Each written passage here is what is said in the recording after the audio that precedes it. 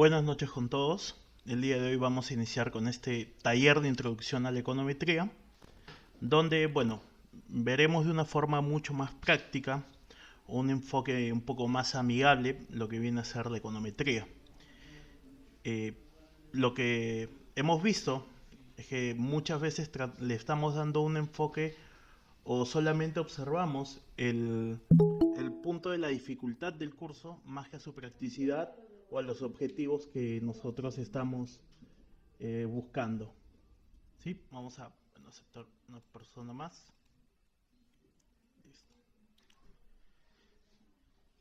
Este taller va a tener, como les venía indicando, un enfoque un poco más amigable. Vamos a tratar más que todo de ver cómo se debería afrontar un curso así, ya sea para personas que recién van a iniciar el curso de econometría, quizás están llevando econometría 2, piensen llevar algún tipo de maestría donde obviamente se recuerdan muchos de estos temas, o también para personas que están ingresando a todo lo que viene a ser el tema de ciencia de datos, ¿no? Vamos a también de alguna u otra manera reconocer o identificar cuáles son las diferencias, tanto en el machine learning, la minería de datos y lo que viene a ser la econometría. Vamos a dar esta última persona, listo. Bueno, ahora sí, iniciaremos. El día de hoy vamos a ver una pequeña introducción de lo que viene a ser el curso. No hay ningún problema, todos pueden. No voy a quitar la posibilidad de encender sus micrófonos en caso tengan alguna duda con cada punto que vamos a ir tocando, ¿sí? Vamos a tocar estos en sí 8 puntos, que es la introducción del curso por sí, los tipos de datos, que muchas veces es algo que dejamos de lado en los cursos y vamos a ver cuál realmente es la función de esto. Vamos a ver rápidamente un modelo de regresión lineal, estimadores, el método de mínimos cuadrados ordinarios, que es el primer método que observamos dentro de un sílabus, dentro de un curso, pero todo de una manera, como les indico, un poco más práctica. ¿Sí? Por último, un tipo de ejercicio bastante sencillo donde no nos enfocaremos tanto en el cálculo, sino en la demostración de todos los puntos anteriores. Se dará también unos software recomendados, que es tanto a nivel académico como laboral, y según sea el enfoque o la brújula que ustedes estén buscando, ¿no? Y obviamente una bibliografía recomendada. También se les va a brindar estos libros en PDF para que puedan también guiarse de ellos, ¿sí? Y bueno, ahora ya habiendo indicado qué es lo que va a tratar este taller, iniciaremos con el tema de la introducción, ¿no? Cualquier persona que en algún momento haya llevado econometría, quizás lo que he visto bastante es, hay personas, estudiantes de pregrado, titulados, bachilleres en economía, si han llevado el curso de econometría podríamos ensayar algún tipo de respuesta, ¿no? Eh, Podríamos decir, y bastaría quizás indicar que es la aplicación de técnicas, tanto matemáticas como estadísticas, para un análisis y contraste de hipótesis planteada por la teoría económica, ¿no? Ese podría ser, de alguna u otra manera, un buen resumen de lo que es la econometría. Pero siendo más sinceros, muchas veces esto queda un poco lejano de lo que es realmente. Ya que, si bien es cierto, lleva mucho o prácticamente todo lo que viene a ser aplicaciones matemáticas y estadísticas, hay un hecho bastante importante que va a ser la intuición de la persona que realice un modelo econométrico. Y es por eso que desde ahí parte quizás muchas veces muchos de los errores de los que llevamos por primera vez o nos insertamos a este mundo de la econometría, que es ver más que todo el lado de la dificultad, ya que obviamente vamos a tener que recordar temas de álgebra lineal, estadística y economía. Son tres materias que se van a juntar y que de alguna u otra manera nos enfocamos solamente en el lado de qué tan difícil puede ser, o peor aún, en solamente qué comando realizar en un software determinado para que me arroje el resultado que yo deseo. Y muchas veces en distintos temas de trabajos de investigación, donde he podido apoyar en estos últimos 6 meses, siempre hay un error, ¿no?, que parte desde ahí, ¿no? Vamos a ver también el tema de la metodología, porque la econometría sigue una metodología, no es tan rigurosa con un paso a paso con respecto a qué se debe hacer luego de. Sin embargo, distintos libros, podemos ver desde libros como econometría básica, econometría, microeconometría, macroeconometría, siguen siempre una misma estructura. Al inicio, lo primero que se realiza es, de una manera teórica, encontrar la relación en nuestra cabeza, antes de obtener los datos, cuál es la relación entre distintas variables. Eso viene a ser de nuestro conocimiento de teoría económica. Es decir, por ejemplo, veamos qué relación puede tener el nivel de consumo con el nivel de ingresos, el nivel de ventas con el tipo de cambio. Y cosas que de alguna u otra manera nuestra intuición y la teoría se encarga de enfocar. Luego de ello, lo que vamos a hacer es dar un modelo econométrico en nuestra cabeza. Para ello ya debemos haber obtenido los datos o debemos contar con ellos. Entonces, estos tres puntos que vienen a ser un modelo teórico, económico, que parte desde nuestra intuición y desde nuestros conocimientos previos, que generan un modelo econométrico y que de alguna u otra manera tiene que ver con los datos, es la especificación del modelo. ¿Sí? Luego de ello, recién realizaremos la estimación, por ende la inferencia, por último la predicción, junto a la verificación de supuestos previamente y la evaluación de políticas que vamos a tomar. Mire, esto es una metodología según el libro de Gujarati, que prácticamente es en parte lo que resume todo lo que les comentaba. Sin embargo, no es algo completamente que debamos seguir al pie de la letra, pero engloba todo lo que estamos mencionando. Estos puntos prácticamente vienen a ser todo el tema de la especificación del modelo. La teoría económica, el modelo matemático de la teoría, el modelo econométrico y los datos. Este es uno de los puntos más importantes y que muchas veces dejamos de lado. Los datos. En un modelo econométrico, y puedo dar bastantes ejemplos, la importancia de los datos y verificar cuál es la relación que realmente vamos a ver, ¿sí? Por ahora es un poco tedioso lo que estamos haciendo, pero no se preocupen, ahora va a ser un poco más digerible, por así decirlo. El tema de la prueba de hipótesis o la estimación del modelo econométrico de por sí, esto vendría a ser la inferencia, es parte del paso de estimación, donde estimamos el modelo, verificamos que los supuestos que vamos a ver más adelante se hayan dado. Y por último viene el tema de la evaluación del modelo. Verificar, los pronósticos o predicciones y usar el modelo para fines de control o políticas públicas.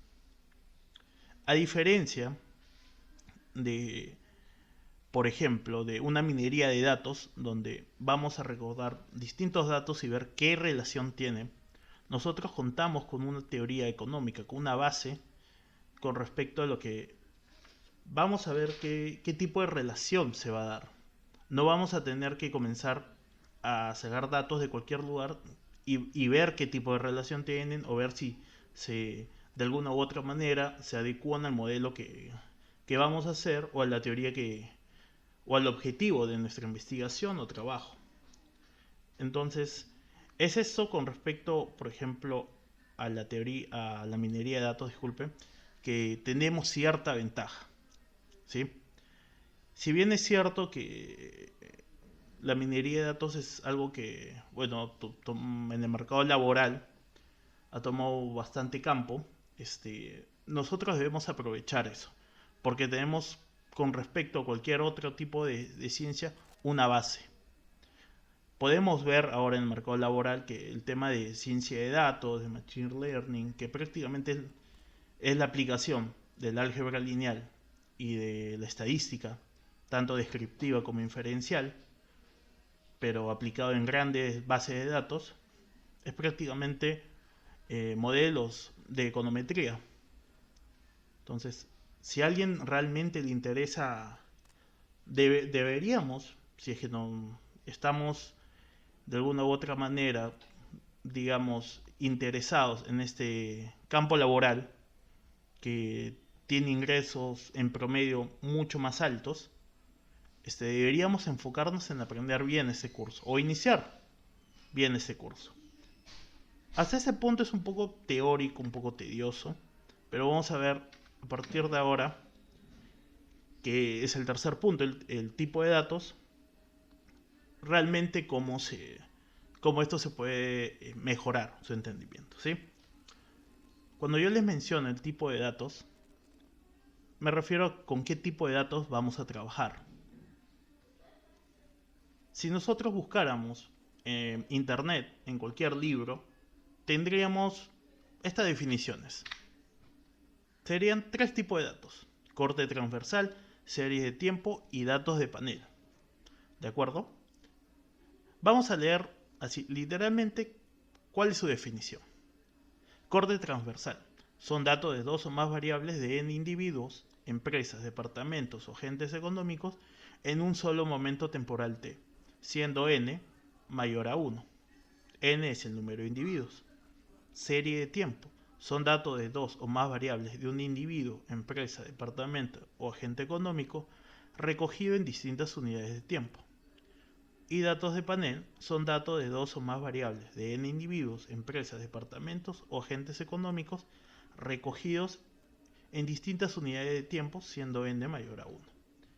Si bien es cierto que estos son los conceptos verdaderos, no nos queda claro. Al menos una persona que inicia el curso de econometría no quedaría tan claro estos conceptos, o no sería tan práctico. Entonces, veamos cómo sería una mejor forma de darle frente a esto. Corte transversal. Recordemos un poco el concepto anterior. Hablo que n, es decir, el número de individuos debe ser mayor a 1. Y solamente habla de un momento t, un momento temporal t. Por ejemplo, acá vemos quiénes son los individuos, los departamentos. Son 25. Listo. En un solo momento temporal, año 2020. Estamos viendo, este es un gráfico de dispersión, la relación entre la pobreza monetaria a nivel de hogares con un coeficiente Gini, ¿no? Que es un coeficiente de desigualdad. Algebraicamente diríamos que si nosotros quisiéramos de alguna u otra manera, supongamos, estudiar una relación, no lo sé, entre el coeficiente Gini en función a la pobreza monetaria, o viceversa, tendríamos que verificar antes nuestra teoría económica, tendría esta forma. Y sub i es igual a alfa más beta x sub i. Estos son los datos, y sub i y x sub i. Y el término de error. Ahora lo vamos a explicar. Por ahora no es tan importante. Veamos solamente este gráfico de dispersión. Ok, este es un gráfico de dispersión. ¿Por qué? Disculpen, este es un tipo de dato de corte transversal. Habla de distintos individuos. Departamentos 25. Analizado solamente en un momento temporal, año 2020. Ahora ustedes dirán, eso es muy fácil de identificar y todo lo demás. Sí, pero ¿por qué es importante tener definido qué tipo de datos vamos a encontrar? Porque también de esta manera nos va a ser más fácil identificar qué tipo de problemas, o bueno, más que problemas, qué tipo de situación va a tener nuestra base de datos. Por ejemplo, tenemos acá a Ica, con un nivel de pobreza a nivel de hogares bajo. ¿Cuál es la diferencia con Ayacucho, que tiene un nivel de pobreza monetaria a nivel de hogares alto? ¿Cuál es esa diferencia? ¿Podrían indicarme que existe una relación eh, directa con el coeficiente Gini, con el coeficiente de desigualdad? Ya que Ica también tiene un nivel bajo de desigualdad y Ayacucho tiene un nivel alto de desigualdad. Sin embargo, podemos ver también el tema de Huancavelica, que es mucho más alto que Ayacucho, pero está justo casi en el medio, podemos entre la diferencia entre ambos departamentos. ¿A qué se debe realmente esto? Lo que sucede es que cada individuo en este ejemplo, cada departamento tiene una realidad distinta, que no necesariamente o lamentablemente no completamente va a ser explicada por nuestro modelo. Ica está en un agroexportador desde hace 5 años. Huancavelica viene siendo parte del quintil de los departamentos con mayores hogares en pobreza desde hace 5 años. Existen ya diferencias dentro de nuestra base de datos. ¿Y eso cómo se llama? Esas diferencias entre los individuos se llama heterogeneidad. Y eso va a ser una de las casuísticas que vamos a tener con datos de corte transversal. Los datos muchas veces van a estar muy dispersos, o más que dispersos, van a tener comportamientos muy distintos, que es propio, todos los individuos no se parecen. Este es un claro ejemplo. Pero ese es un tipo de dato, corte transversal. Veamos un segundo tipo de dato que es muy importante, que por lo general se ve en una segunda parte de un curso de econometría o en un segundo ciclo, ¿no? Que es una serie de tiempo. Recordando el concepto anterior, hablábamos de un individuo, n igual a 1, pero en una secuencia de tiempo, en un lapso de tiempo, ¿no? Bueno, pongámosle mayor a 1, ¿no? Obviamente se necesita mucho más datos. Por ejemplo, acá estamos viendo la evolución del desempleo en Estados Unidos entre 1948 y 1996. Ahora, eso no debe entenderse como que no puede haber acá otra variable. Por ejemplo, veamos. Acá podría ir también, digamos, junto en este gráfico la evolución de la inflación, que sería algo así. Un ejemplo, ¿no? Un poco la relación inversa que lo plantea un economista, pero bueno. Por tener dos líneas o dos variables, ¿dejaría de ser una serie de tiempo? No, porque habla del mismo individuo. Solamente no le ingrese para que no se confunda con el siguiente tipo de dato. Pero mientras hable de un solo individuo a través del tiempo, estaremos hablando de una serie de tiempo, aunque suene redundante. Pero si en el anterior existía el problema de heterogeneidad, es decir, de diferencia entre nuestros individuos, ¿qué problema puede existir acá en una serie de tiempo? Pues uno de los principales problemas o casuísticas en nuestro tipo de datos en una serie de tiempo va a ser que las decisiones del día de hoy están influenciada por las del día de ayer. Va a existir esa relación o van a estar correlacionadas.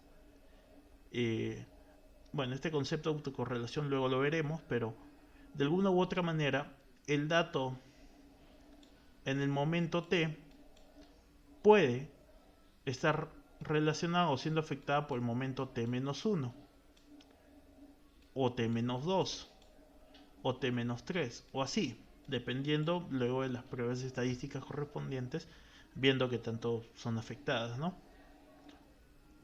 Esto es muy fácil de observar, se hacen todas las pruebas estadísticas correspondientes. En este caso hablamos de años, pero muchas veces es la serie de tiempo, se analizan en el mercado de bolsa de valores y es por tema de días, o quizás a niveles de ventas lo vemos por trimestre, por mes. Entonces ahí los cambios sí pueden ser un poco más correlacionados, ¿no? Entonces eso sería una serie de tiempo. Ya entendimos, en un corte transversal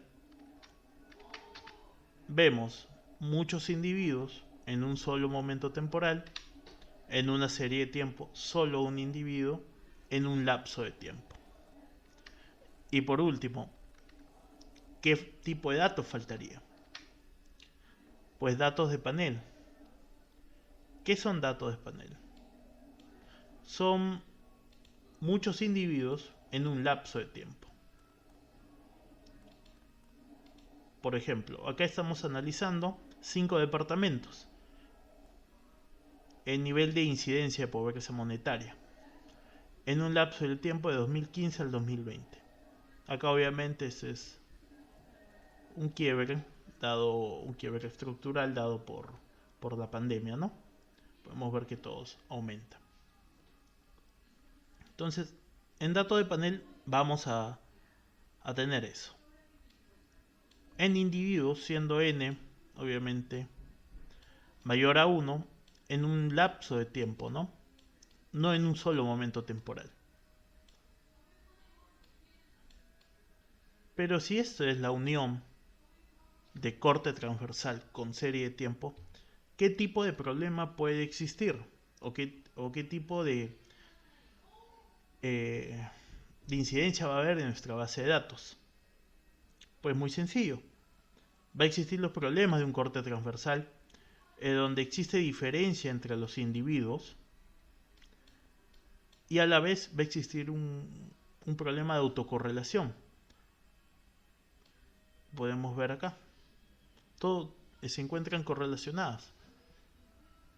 Entonces, es muy importante ver de alguna u otra manera qué tipo de datos, y es de esta manera en que se debe enfrentar el tema, porque de esta manera vamos a ver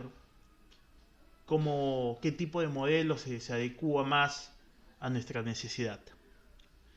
Iniciaremos, obviamente, como todo curso de econometría, analizando el tema de corte transversal, que son muchos individuos en un momento T. Por ejemplo, las encuestas. La encuesta nacional de hogares, la que realiza el INEI.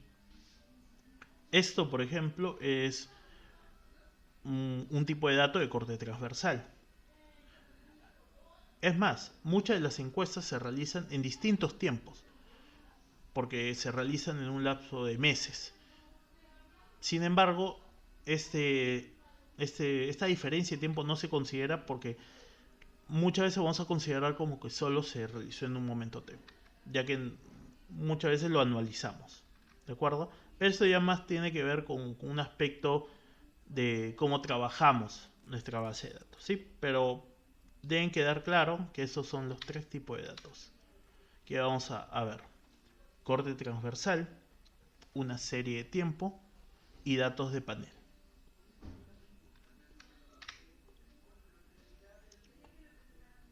Si bien hemos visto como hemos visto los tipos de datos, en la realidad vamos a ver lo siguiente: que existen distintos tipos de relaciones entre variables. Va a existir, por ejemplo, la posibilidad que entre dos variables no exista una relación, sean puntos dispersos. Existirán relaciones lineales, relaciones cuadráticas, puede ser así o así. Exponencial, logarítmica, inversa. La primera que abarcaremos será la regresión lineal. Es decir, vamos a asumir que en la relación de dos variables, bueno, en este caso de dos variables, podemos trazar una recta. Bueno, asumamos que es una recta, disculpen. Y de esa manera se puede explicar la relación por medio de unos estimadores. Pero la realidad se presenta muchas veces de distintas maneras. Acá no podríamos obtener una recta. Acá tampoco. Existe mucha diferencia entre los datos reales y lo que vamos a estimar. Acá también. Y si alguien ya ha trabajado con un modelo real, con datos reales, sabrá que muchas veces esto no se da. Sin embargo, siempre iniciamos con una relación lineal para que podamos ver, ¿no? Podemos iniciar con lo más sencillo y poco a poco ir yéndose a lo más complicado, ¿no? Entonces, lo primero que siempre nos van a enseñar va a ser un modelo de una relación lineal. Ustedes se preguntarán en este momento, ¿qué es una regresión lineal? Bueno, vamos. Pues primero tenemos que ver que vamos a suponer que nosotros tenemos un dato Y, que teóricamente nuestra intuición, la teoría económica, nos dice que Y se encuentra en función a X. Ok, listo, eso lo puedo entender. Ecuacionalmente, ¿cómo sería? Y sería igual a... Vamos a asumir una constante, siempre se asume una constante. Luego veremos qué pasaría si no es así. Una constante alfa. Alfa 1. Y va a estar afectada por nuestra variable X.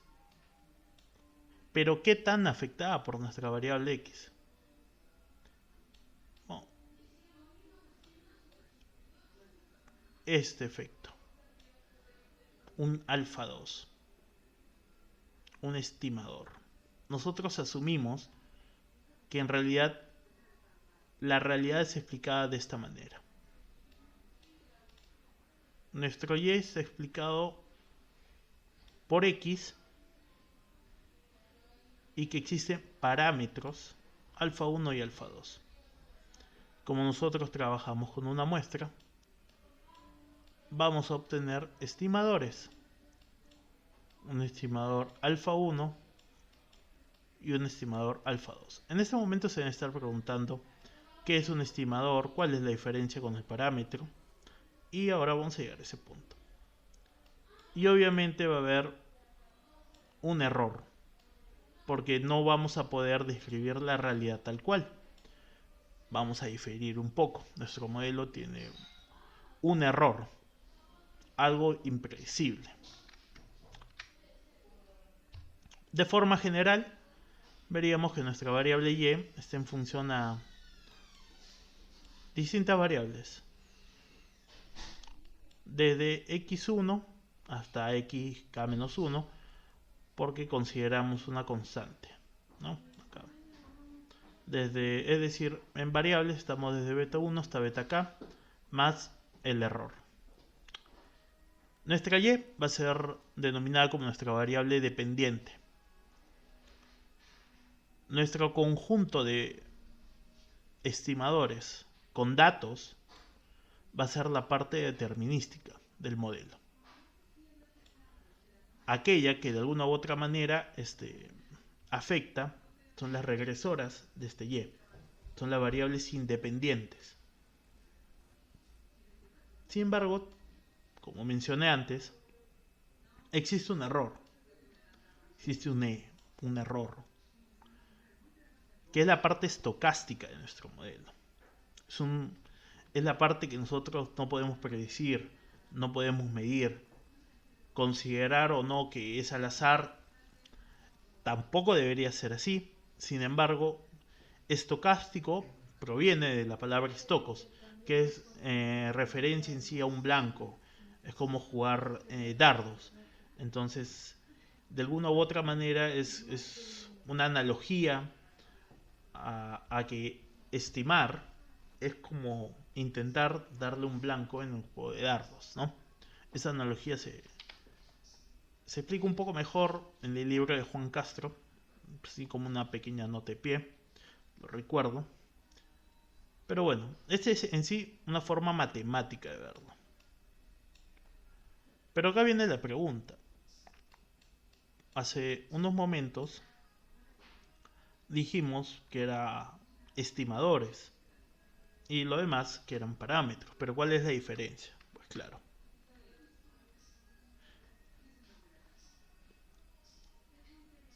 En este momento, antes de continuar con el tema de parámetros, vamos a darle a este modelo de regresión lineal que tenemos acá un enfoque matricial. Para las personas que han llevado ya matrices, si alguien les preguntara qué es una matriz, podría decir que es un gráfico, una descripción gráfica de un conjunto de números, es un sistema de ecuaciones ordenado y muchos conceptos más que son correctos. Pero para tratar de entender mucho mejor el enfoque matricial ahora en nuestro taller, debemos considerarlo como una base de datos. Creo que todos acá en algún momento hemos trabajado con un Excel. Deberíamos verlo así. Es una fila de valores distintos que va a ser nuestra variable y.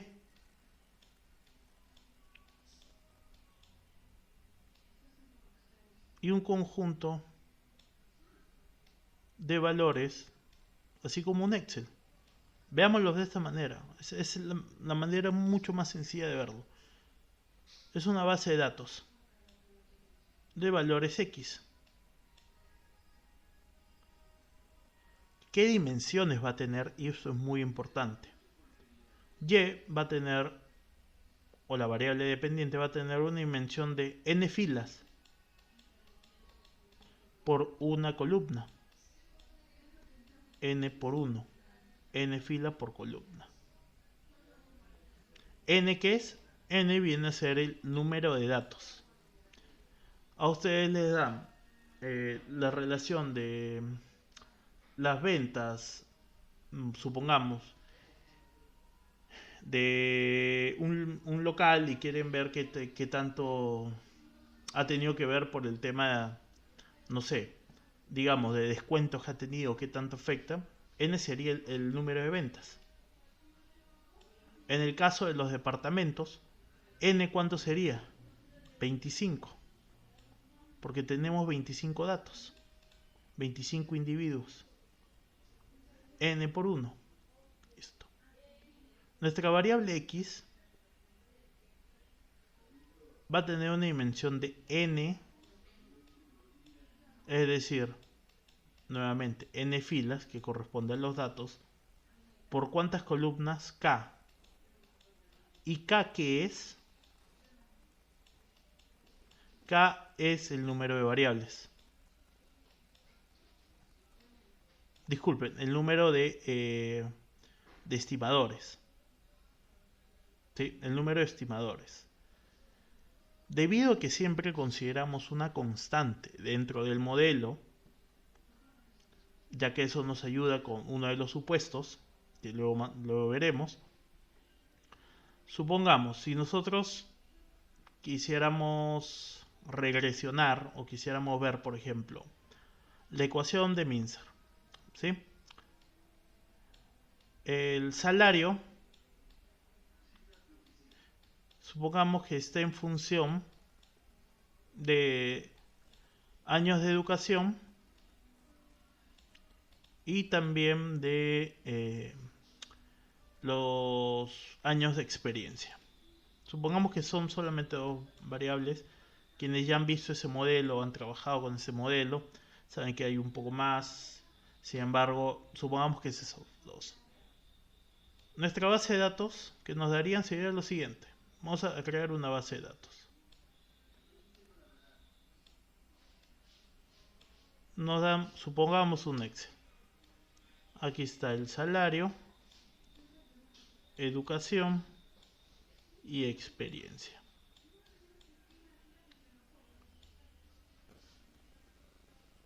¿Cuántas variables son de alguna u otra manera las que vamos a trabajar? Son tres, obviamente, salario que es la dependiente y dos independientes. Listo. Sin embargo, ¿cuántos estimadores vamos a encontrar? Los dos para nuestras variables independientes más la constante. Es decir, en nuestra base de datos imaginario que estamos creando acá, vendría a ser así. El salario, una constante que será un vector de unos, la educación y la experiencia. Por lo general, el número de estimadores viene a ser el número de variables independientes más 1, ¿no? Porque estamos considerando la variable. Entonces nuestra dimensión de x sería n de datos por k de variables, nk. ¿Y cómo sería nuestro que va a multiplicar una matriz de betas? Es decir, esta matriz es la que nosotros vamos a hallar. Esa es la que es la matriz que obtiene los estimadores. Pues esto tiene una dimensión de k, que son los estimadores, por 1. Recordemos que la regla de producto de matrices se da siempre y cuando el número de columnas de la matriz que premultiplica, en este caso x, sea igual al número de filas de la matriz que multiplica. ¿Sí? Y el producto se da los otros dos extremos. Es decir, acá veamos.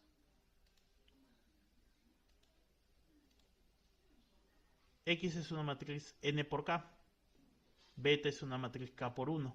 ¿Se puede multiplicar? Sí. K por k, listo. ¿Y el producto qué dimensión va a tener? Pues los otros extremos, n por 1. Es por eso que se puede sumar con la matriz de errores, que va a ser de n por 1. Es así. Esa sería nuestra matriz para digamos, un modelo de regresión lineal. Acá podemos ver, este es un vector de columna que tiene datos de y hasta n, que viene a ser el número de observaciones. X es todo esto. Nuestra matriz de unos, nuestra junta, con todos nuestros datos. En total son k columnas. ¿Cuántas filas? N, el número de datos. Se multiplica por nuestra matriz de betas. Esto es lo que deseamos hallar a nivel matricial. ¿Cuántas son? K. Vamos a tener un ejemplo donde se va a poder explicar mejor.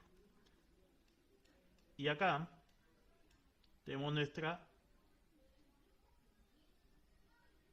matriz de errores, ¿no? Matriz de que es un vector columna que tiene la misma dimensión de y. y la misma dimensión, ¿no?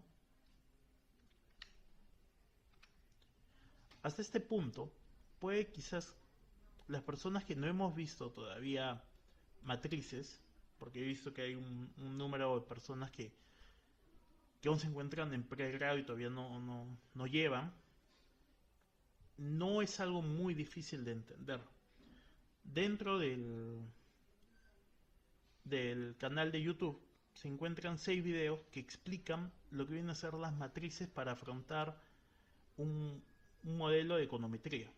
Son 6 videos que sinceramente no son más de 6-7 minutos cada uno y que muestra todo lo que viene a, bueno, todo lo que vamos a necesitar. Eso está basado en el libro de Greene.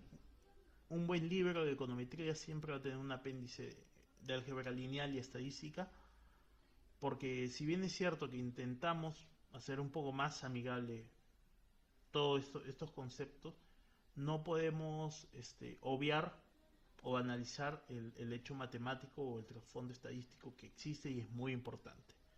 ¿Sí?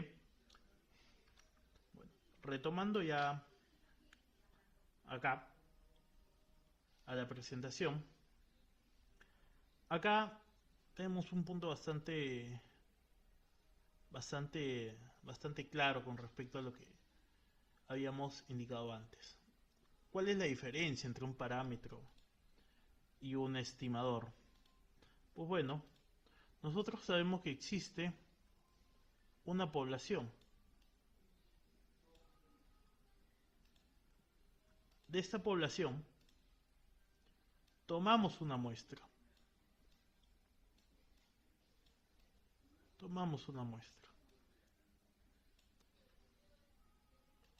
¿Y qué vamos a intentar? Vamos a intentar que esta muestra hable por el todo, que la parte hable por el todo.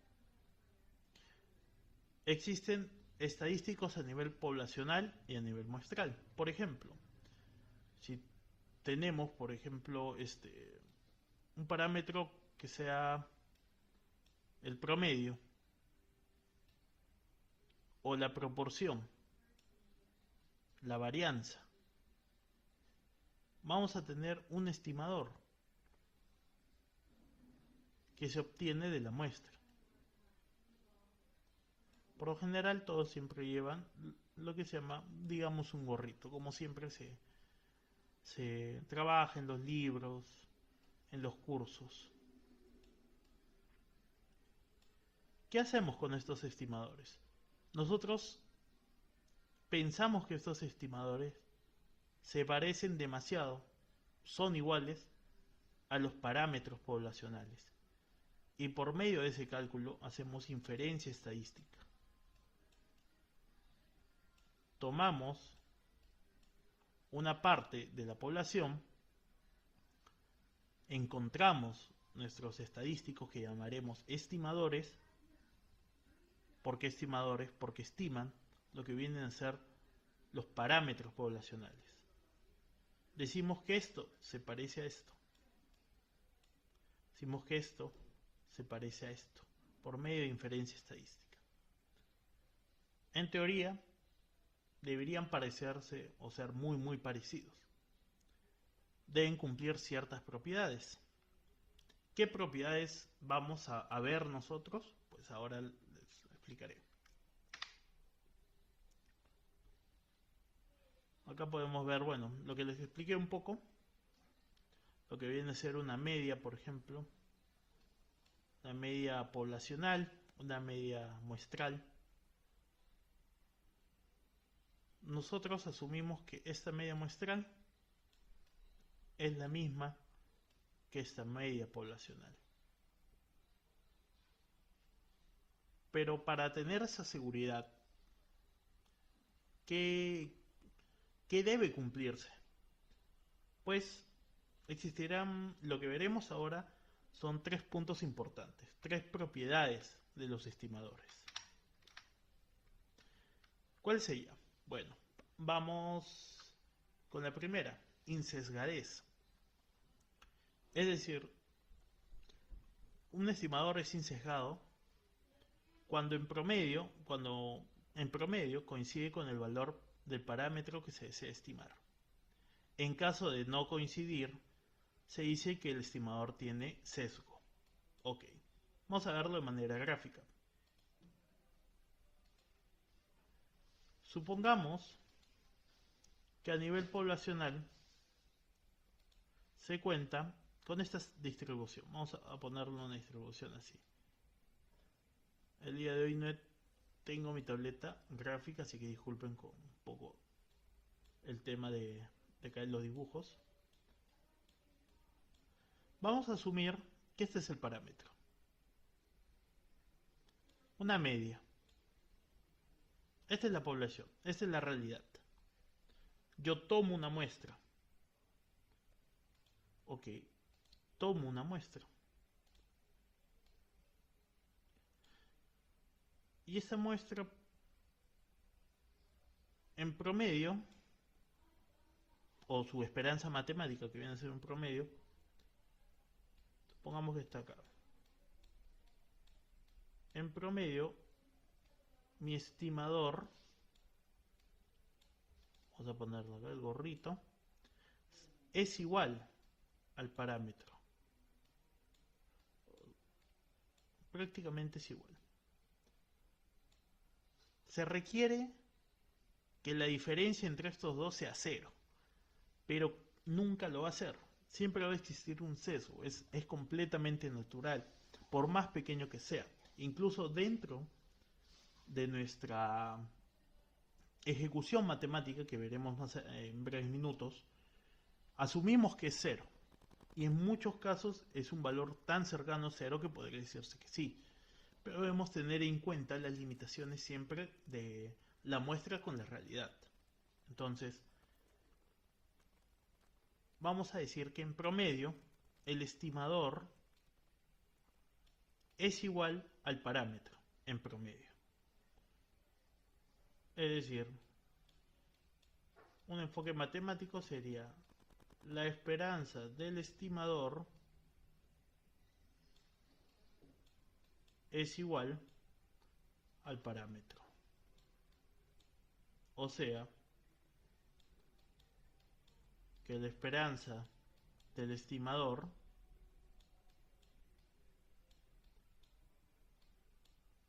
menos el parámetro es 0. Prácticamente solamente decimos que en promedio nuestro estimador es igual al parámetro. Hay todo un tema un poco más matemático, pero en resumen es eso. Eso es la insesgadez. Una segunda propiedad que vamos a necesitar es la eficiencia. Bueno, un estimador va a ser eficiente siempre y cuando posea una varianza menor con respecto a otro estimador. Entonces, ¿cómo vemos eso gráficamente? Pues veamos. Digamos que tenemos acá, vamos a hacerlo acá. No. Supongamos que esta es la distribución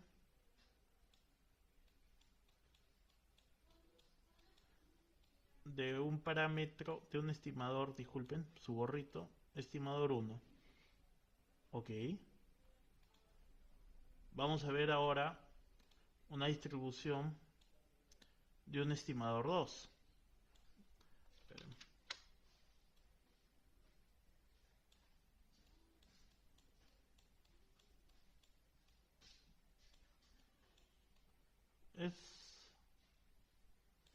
Vamos a asumir que tanto el valor del estimador 1 como el estimador 2 son iguales. ¿Sí? Son iguales. Pero ¿cuál posee menor varianza? Si nos damos cuenta, este se aleja poco de su valor promedio. Ese no. Ese por ambos lados se aleja bastante. ¿Cuál sería un estimador más eficiente? Pues el parámetro 2, ¿no? Entonces, vamos a darle acá a una persona. Debemos tener en cuenta lo siguiente. que el tema de eficiencia es un concepto contrastable entre dos estimadores. ¿De acuerdo? No se preocupen que vamos a ver el tema de insesgadez, quizás un enfoque un poco más matemático porque es muy sencillo de demostrar. Eficiencia es algo que vemos entre dos estimadores. ¿De acuerdo? Y por último, el concepto que también nos importa bastante. Consistencia. Acá podemos ver el concepto. Un estimador consistente es aquel cuyo error de medida o sesgo se aproxima a cero cuando la muestra tiende a infinito. Sencillo. Mientras un estimador es consistente, es bueno, siempre y cuando, a medida que aumentemos la muestra, se parezca más al parámetro. Así de sencillo. ¿Cómo se puede incluso esto demostrar? Bueno, existen tres formas: por medio de la convergencia de probabilidad, la convergencia de media cuadrática y la convergencia de distribución. Incluso esta última ya tiene más que ver el tema estadístico por medio de la teoría de Slutsky. Pero no vamos a abordar esto, el tema de consistencia, porque sí es fácilmente demostrable, pero es un poco más largo, se alargaría este tema del taller. Entonces, conceptualmente debemos tener claro que insesgadez es la diferencia nula, es decir, que en promedio mi estimador es igual al parámetro.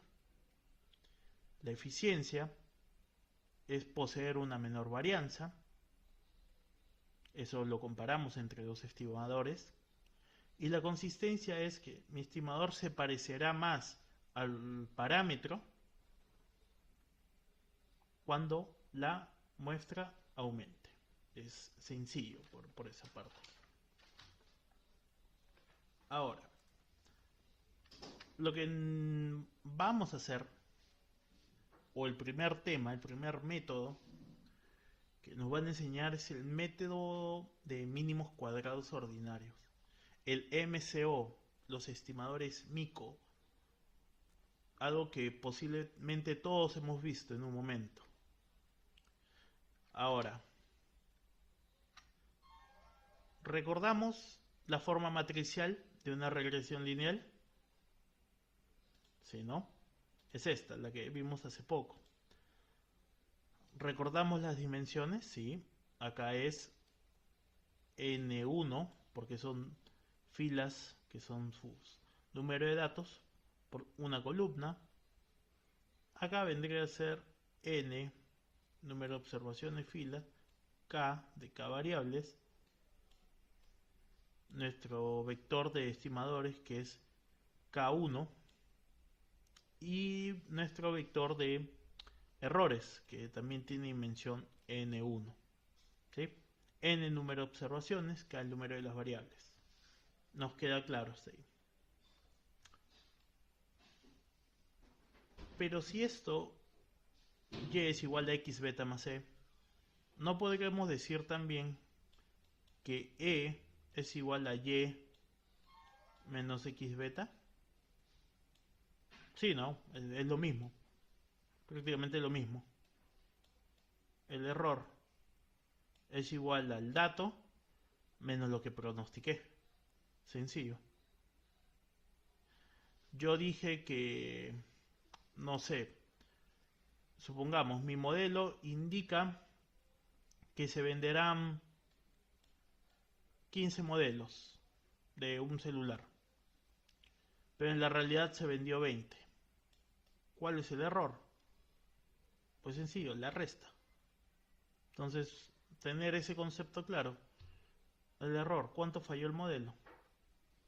Listo. Se obtiene esto, no hay ningún problema. Está completamente claro. ¿Cuál es el nombre de este método?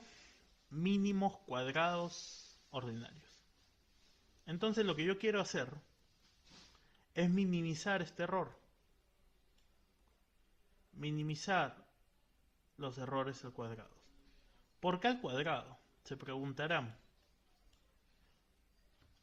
Bueno, recordemos que, por ejemplo, vamos a hacerlo un poco más gráfico. Acá, a un lado más, porque no es muy sencillo. Supongamos que los datos están de la siguiente manera.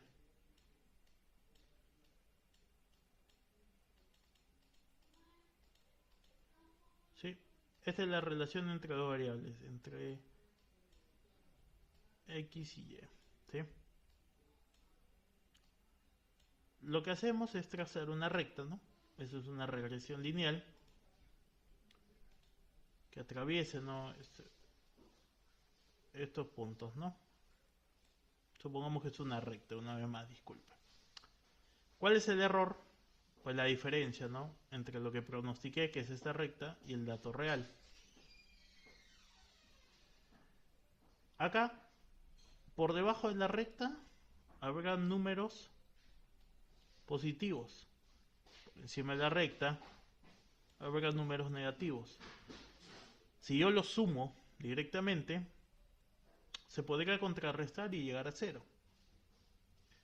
Entonces lo que yo intento hacer es evitar este efecto, el número negativo, y poder hallar una sumatoria al cuadrado, de errores al cuadrado, así no existen números negativos. Pero que esta suma sea mínima. Por eso, mínimos cuadrados. Simplemente estoy minimizando la sumatoria de errores al cuadrado. Matricialmente, ¿cómo se obtiene esto? E transpuesta por E. Miren el orden. E transpuesta por E. Esto es algo que en matrices se llama producto interno. ¿Por qué? Porque vamos a obtener un número. Ahora, ¿por qué no pusimos E por E transpuesta?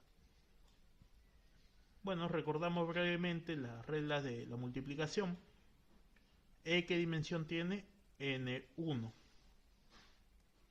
Eso es N1.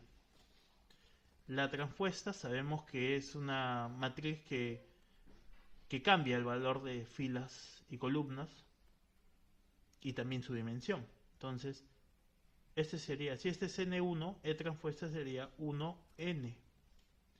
¿Se puede multiplicar? Sí. ¿Cuál es la dimensión del resultado? 1 por 1. Un escalar. ¿Qué pasaría con E por E transpuesta? E es N1. E transpuesta sería 1N. ¿Se puede multiplicar? Sí, 1, 1. ¿Cuál es el resultado? Una matriz de N por N. Quienes ya han llevado un curso de econometría saben que esta es una matriz de varianzas y covarianzas del término de error, que en teoría es una matriz de ceros excepto en la diagonal donde lleva la varianza. Es por eso que la varianza se multiplica por una matriz diagonal. Sin embargo, esto no tiene nada que ver. Vamos solamente acá. Esto me va a salir un número, porque es un escalar 1 por 1, y que este método lo intenta minimizar. Ese es solamente el objetivo del método de mínimos cuadrados. Minimizar la sumatoria al cuadrado de los errores.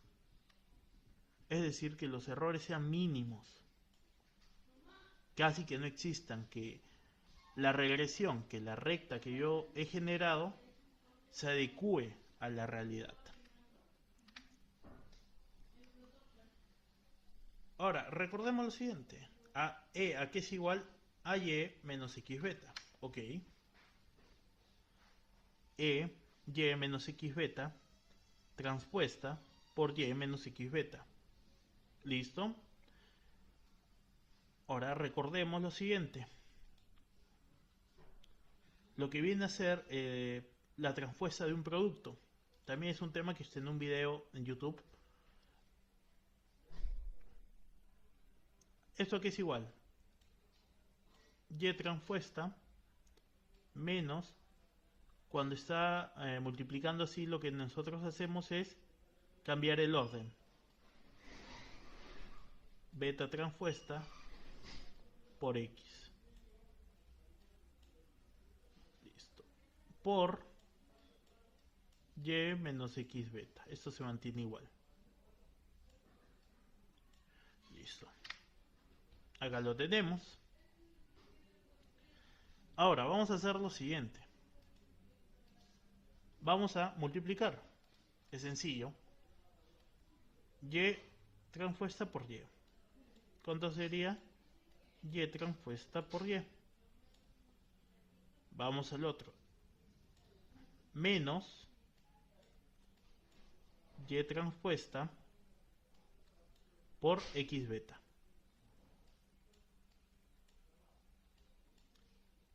Listo.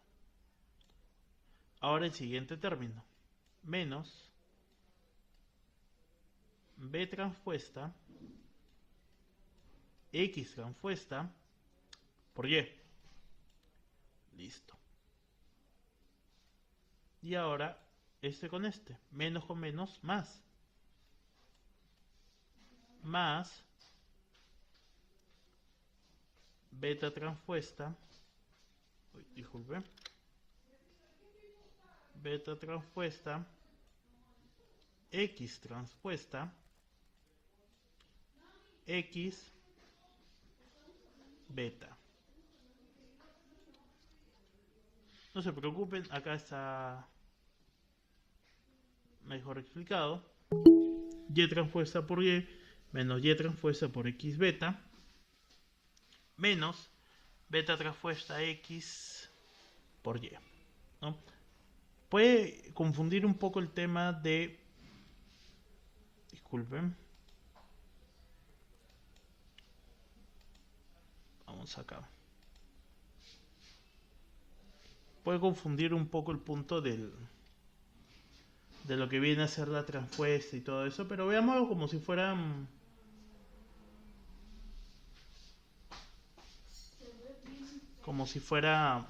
variables distintas, ¿sí? No se preocupe. ¿Sí? A ver, denme un segundo. ¿Hay personas todavía intentando ingresar? No. Hasta ese punto, ¿alguien tiene algún tipo de duda? Porque eso es un poco, sí, tedioso. Yo entiendo que es tedioso.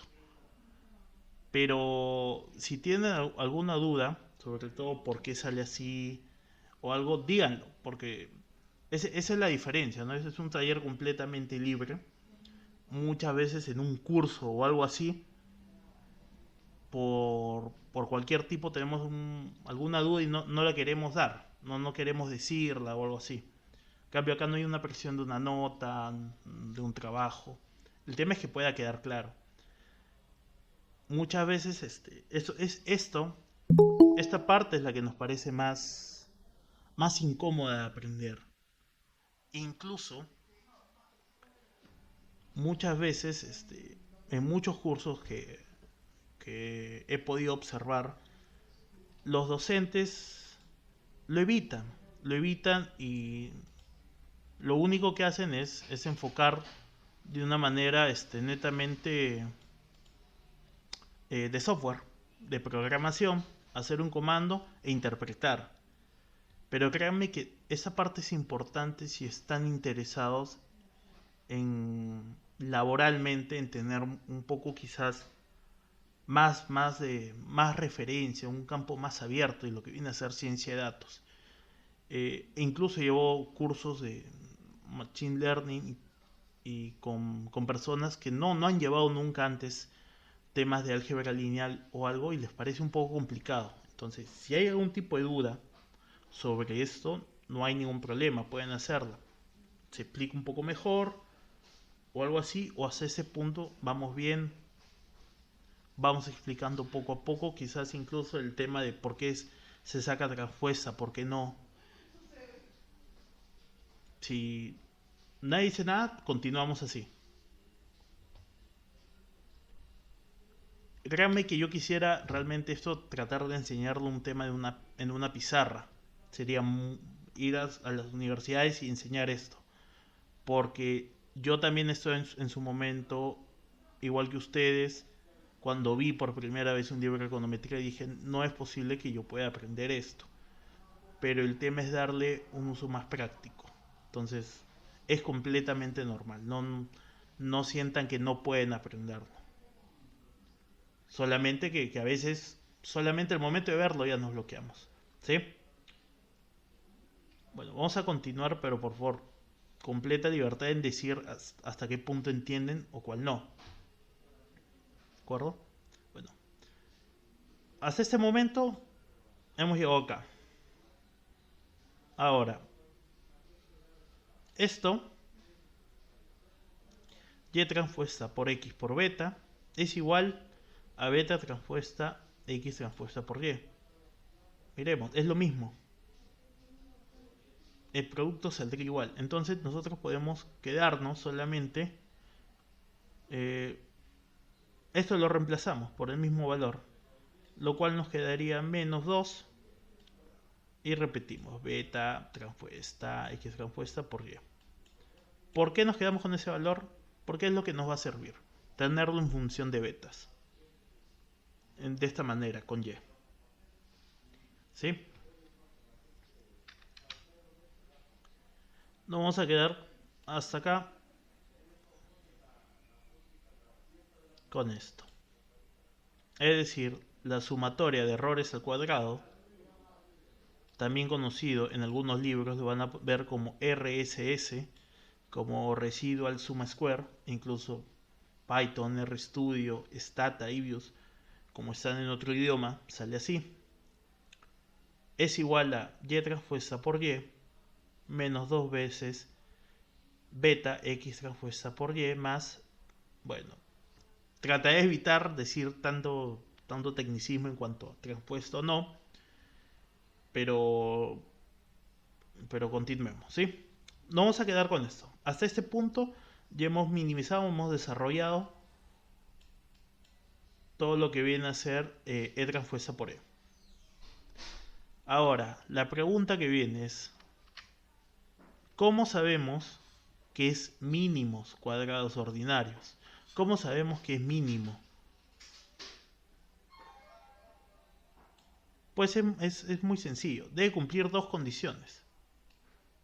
Primero, que la derivada con respecto al vector de betas sea igual a 0. Y que la segunda derivada sea mayor o igual a 0. O sea, semidefinida positiva. ¿De acuerdo? Es decir, lo que obtuvimos antes, esto, que vamos a llamar de 1. ¿De acuerdo? Sea igual, disculpen, cumple estas dos condiciones, en una primera derivada y en una segunda derivada. Vamos a ver si eso es cierto. Vamos a derivar con respecto a beta. ¿Cuánto saldría en este caso? Sencillo, para primera derivada. Eliminamos el beta, ¿no? Menos 2 x transpuesta y. ¿Sí o no? Sencillo, el beta con beta se va, ¿no? Es una derivada sencilla. Más, acá demos cuenta de algo, beta y beta. Hay dos betas, es como un beta al cuadrado, ¿o me equivoco? Ya, y en derivadas, el 2 baja. 2 x transpuesta x. Y al final, beta. Todo esto es igual a 0. Ok. Los dos, bueno, este pasa acá. Nos olvidamos de los dos. Que quedaría x transpuesta x beta. Es igual a x transpuesta por y. ¿No? Este pasa acá. Se eliminan los dos. y nos quedaría esto.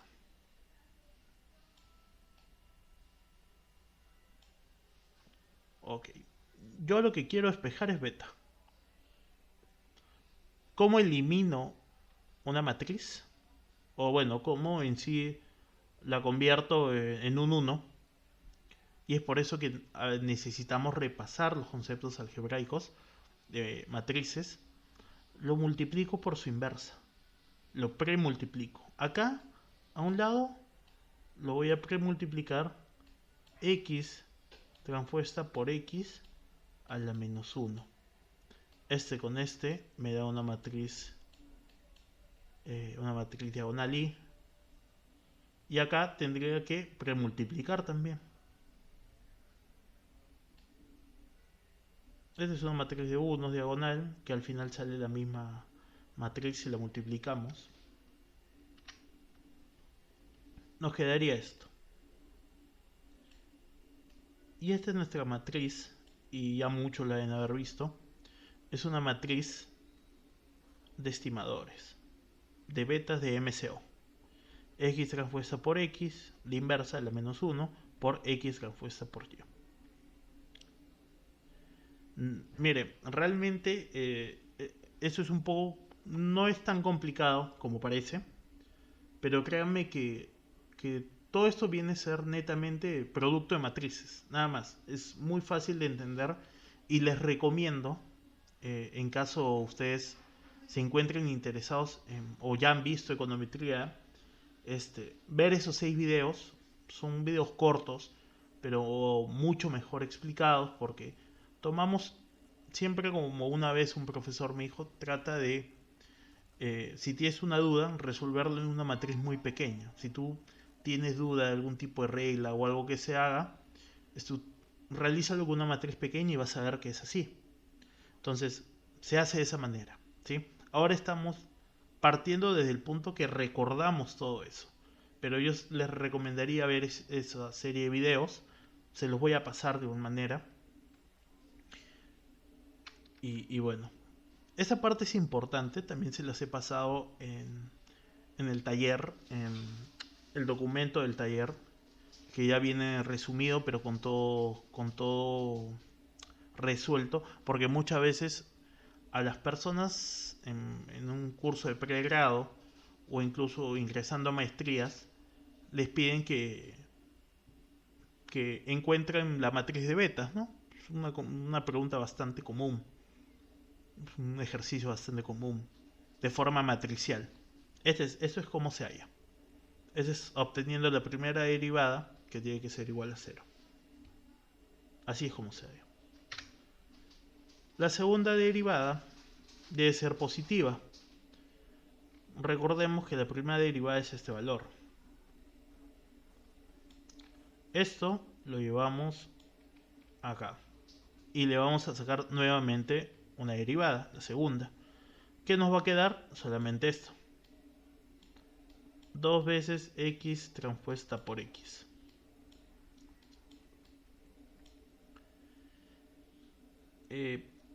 Esta matriz es semidefinida positiva, ¿de acuerdo?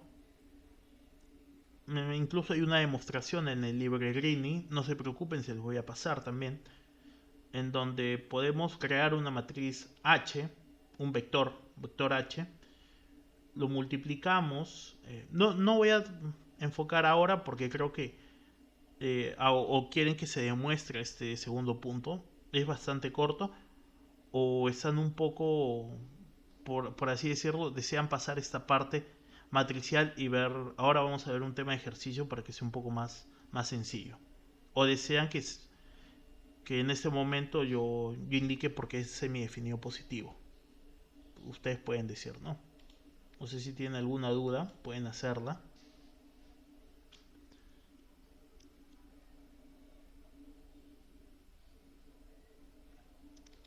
Porque sí, lo que deseo es que esto llegue a ser un poco más sencillo, porque sé que muchas personas van allá a llevar sus clases presenciales. Entonces, si van a llevar este curso, no sé cuál será la base que tengan actualmente en cuanto a estadística o álgebra lineal. Entonces, si hay alguna duda pueden indicarme, ¿sí? Bueno, vamos a dejar este punto por ahora para que pueda ser un poco más sencillo.